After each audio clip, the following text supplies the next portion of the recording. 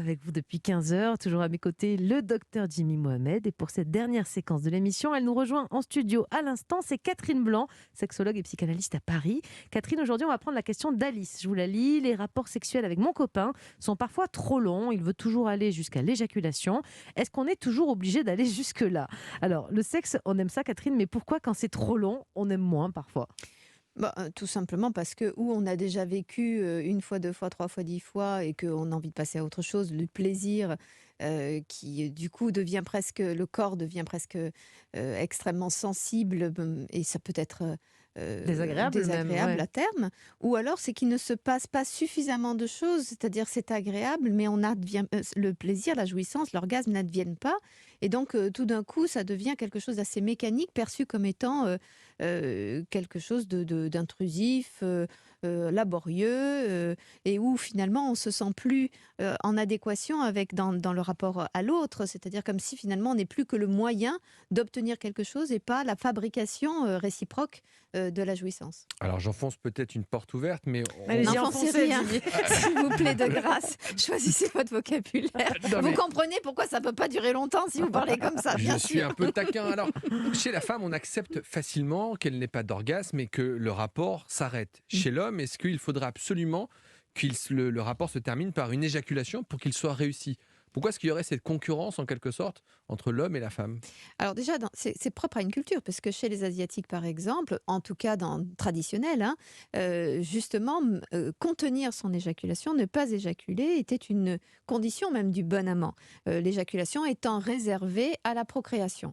La jouissance était perçue, y compris la jouissance de l'homme, est perçue bien au-delà de son éjaculation, qui est un aboutissement, qui est tout d'un coup une exultation, mais en amont, la possibilité de jouir des douceurs du coït, des frottements, du pouvoir de l'un sur l'autre, sans pour autant que ça donne lieu à une éjaculation. Donc dans notre culture, les choses sont très différentes, Mais à aussi tel parce point... que l'éjaculation, c'est l'orgasme chez l'homme, bien C'est souvent. ce que j'allais dire, c'est à tel point que nous faisons des fautes de langage. C'est que nous considérons que c'est l'éjaculation qui est l'orgasme. C'est pas vrai? Parce que c'est un point culminant. Si, C'est quoi alors?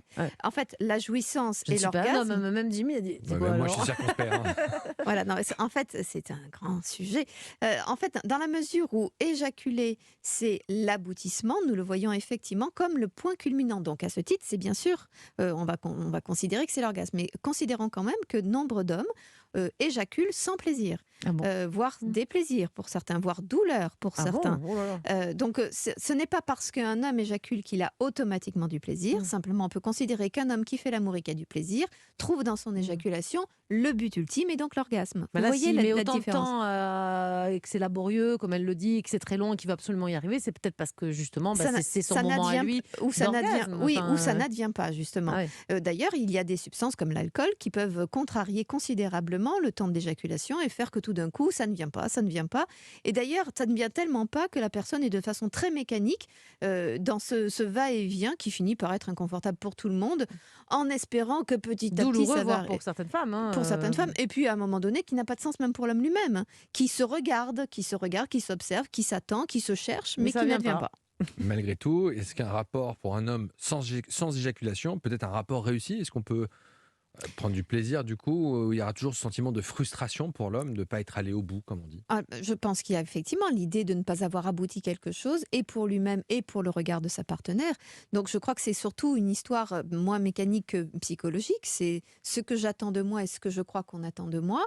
Alors que dans ce cas-là, par exemple, ce peut être très agréable de faire l'amour, d'arrêter alors qu'il n'y a pas d'éjaculation, de jouir de cette tendresse et de Parfois, on cet peut se échange. contenter de l'entrée du plat et pas du dessert, quoi. C'est ça, en Oui, fait. d'ailleurs, Et c'est oui, très bon quand même, le repas. c'est très bon. Non, Jimmy, vous aimez passez bien les desserts? rarement du dessert, Mélanie, je crois. En temps normal. Ah non, hein, non, je moi parle je de... mange plus de dessert, c'est fini. Bon, ben voilà, donc voilà. Bon.